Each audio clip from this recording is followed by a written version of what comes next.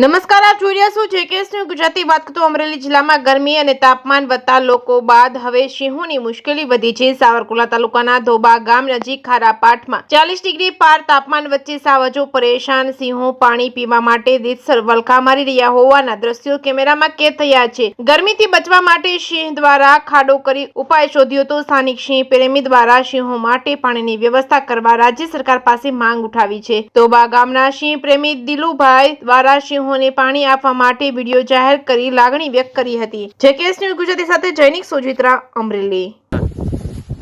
અમરેલી જિલ્લાના સાવરકુંડલા તાલુકાનું ધોબા ગામ છે। આ ગામની અંદર શેત્રુંજી નદીના કાંઠે બહુ જ્યાદા 20 થી 25 જેટલા સિંહો છે।